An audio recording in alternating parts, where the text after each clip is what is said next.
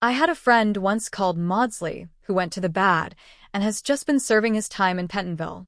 One day he had met me and fell into talk about the ways of thieves and how they could get rid of what they stole. I knew that he would be true to me, for I knew one or two things about him. So I made up my mind to go right on to Kilburn, where he lived, and take him into my confidence. He would show me how to turn the stone into money, but how to get to him in safety.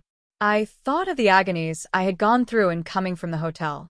I might at any moment be seized and searched, and there would be the stone in my waistcoat pocket. I was leaning against the wall at the time and looking at the geese which were waddling about round my feet, and suddenly an idea came into my head which showed me how I could beat the best detective that ever lived. My sister had told me some weeks before that I might have the pick of her geese for a Christmas present, and I knew that she was always as good as her word. I would take my goose now, and in it I would carry my stone to Kilburn. There was a little shed in the yard, and behind this I drove one of the birds, a fine big one, white with a barred tail. I caught it, and prying its bill open, I thrust the stone down its throat as far as my finger could reach. The bird gave a gulp, and I felt the stone pass along its gullet and down into its crop. But the creature flapped and struggled, and out came my sister to know what was the matter. As I turned to speak to her, the brute broke loose and fluttered off among the others. "Whatever were you doing with that bird, Jem?" says she. "Well," said I, "you said you'd give me one for Christmas, and I was feeling which was the fattest." "Oh," says she, "we've set yours aside for you, Jem's bird, we call it.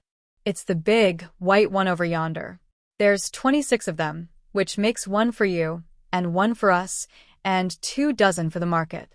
"Thank you, Maggie," says I, "but if it is all the same to you, I'd rather have that one I was handling just now." "The other is a good 3 pound heavier," said she, "and we fattened it expressly for you." "Never mind. I'll have the other, and I'll take it now," said I. "Oh, just as you like," said she, a little huffed. "Which is it you want, then?" "That white one with the barred tail, right in the middle of the flock." "Oh, very well. Kill it and take it with you." Well, I did what she said, Mr. Holmes, and I carried the bird all the way to Kilburn. I told my pal what I had done, for he was a man that it was easy to tell a thing like that to. He laughed until he choked, and we got a knife and opened the goose. My heart turned to water, for there was no sign of the stone, and I knew that some terrible mistake had occurred.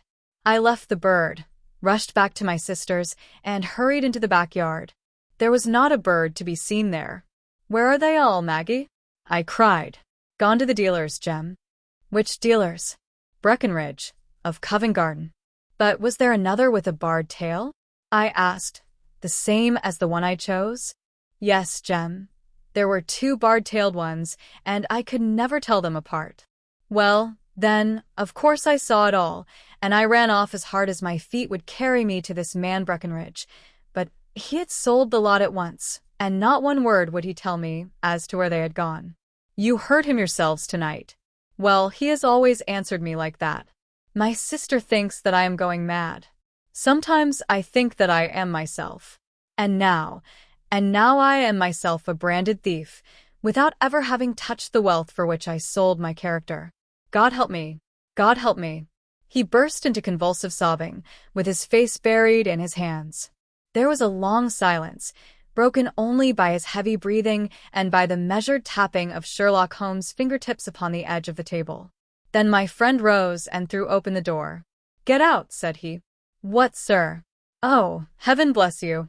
No more words. Get out." And no more words were needed. There was a rush, a clatter upon the stairs, the bang of a door, and the crisp rattle of running footfalls from the street. "After all, Watson," said Holmes, reaching up his hand for his clay pipe, "I am not retained by the police to supply their deficiencies. If Horner were in danger, it would be another thing, but this fellow will not appear against him, and the case must collapse.